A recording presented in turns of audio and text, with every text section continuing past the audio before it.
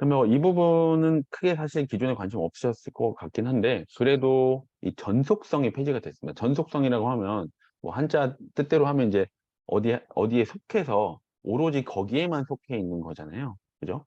그래서 이 산재보험보상보험법을 보면 하나의 사업 또는 주로 하나의 사업 또는 사업장 그 운영에 필요한 노무를 상시적으로 제공해야 된다라는 조항이 있었습니다. 그렇게 되다 보니 조금 자유롭게 일하는 프리랜서들 있잖아요.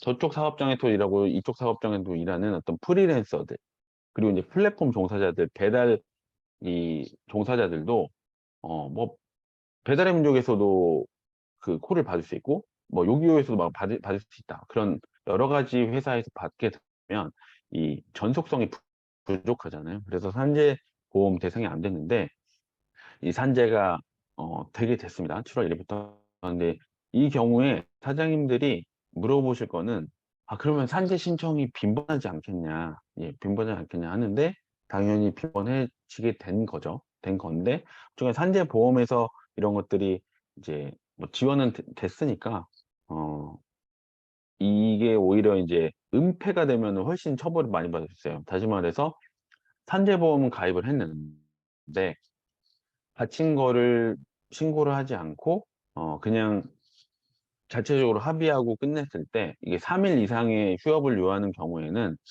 이제 산재 조사 보고서 같은 걸 제출하게 돼 있거든요. 근데 이제 그걸 제출하지 않았을 때 거꾸로 산재 은폐로 처벌받을 수 있기 때문에, 오히려 이런 배달 종사자나 특수 형태 근로 종사자들을 사용하시는 사업장에 갔을 때 산재 처리를 어떻게 해야 되냐라고 할 때, 그 분이 3일 이상의 요양을 요하는 경우인데, 이미 병원에 가서 자기가 일하고 다쳤다라고 의사한테 진술한 경우들이 대부분이에요.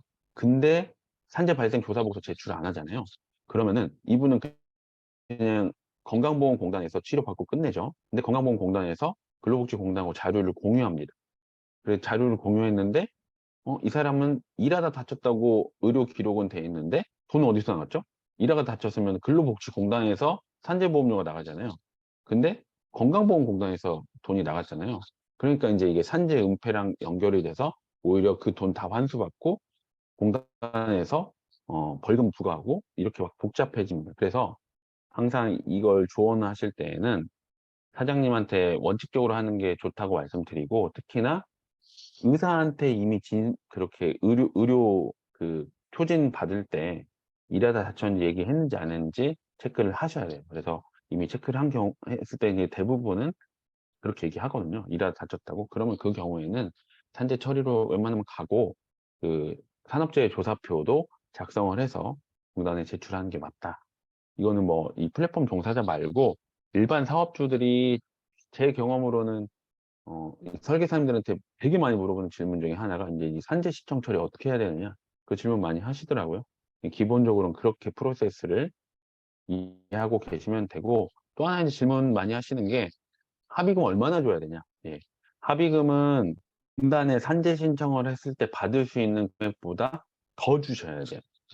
아니면 그 똑같이 주거나 그것보다 적게 줬을 때에는 설사 저희가 산재 신청을 하지 않고 특약서를 쓰더라도 산재 신청을 했을 때 받을 수 있는 돈보다 합의금이 적으면 그 합의서랑 상관이 없이 근로복지공단에 제출 신청을 할 수 있고 근로복지공단이 받아줍니다. 그 부분도 상식적으로 알고 계세요. 그래서 이제 산재 신청하지 않는 뭐 공상합의라고 들어보셨죠?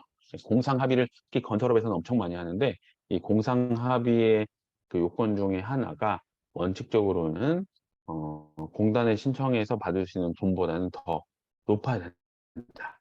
그렇게 이해하시면 되겠습니다. 마지막 주제 왔습니다. 이제 10대 비과세 한도 상향을 마지막 주제로 한번 뽑아봤는데, 이거 많이 다 아시는 얘기죠. 그래서 기존에 얼마였죠? 10만 원이었습니다. 10만 원이 무려 2배나 올랐습니다. 20만 원이 올랐고, 비과세 저도 뭐 사업체 운영하지만 이 4대 보험료랑 참 이게 만만치가 않아요. 근데 이 4대 보험료를 최대한 또 아낄 수 있는 방향이 생겨서 좋은데, 제가 빨간 글씨 써놨죠. 급여 외에는 원래 별도로 식사비를 주는 사업장 많아요. 저희도 식사비 지급하거든요.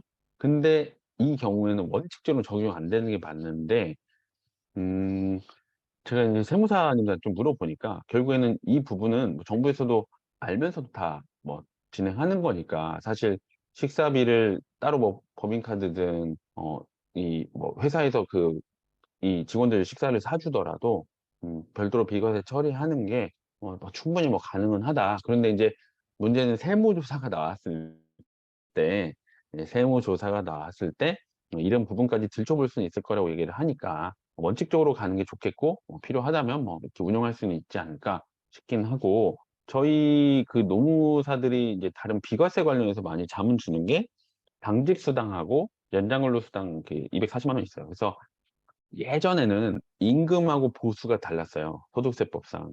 근데 이제 이게 보수로 통합이 됐습니다. 보수라는 명칭을 쓰죠. 이 보수 안에서 비과세 소득과 과세 소득이 나뉘는데, 이 보수에서 그래서 이제 비과세 소득으로 나뉠 수 있는 게 많으면 많을수록 좋잖아요. 근데 이 당직수당은 한도가 없어요. 지금 식대는 20만 원 한도로 늘어났고, 기존 10만 원에서 20만 원. 제 연장근로 수당 240만 원 써놨잖아요. 뭐 제조업이랄지 최근에 새로 생긴 이제 음식점들이 있습니다. 이런 업종들은 어, 연 그 과세 소득이 2,500만 원 미만인 경우에는 연장근로 수당이 240만 원까지는 소득세도 비과세고 4대 보험도 비과세예요. 그리고 이게 3년치가 환급이 되기 때문에 회사에 이제 환급이 될 수 있으면 좋은데, 당지수당을 한때 많이 활용했습니다. 왜냐면 한도가 없기 때문에.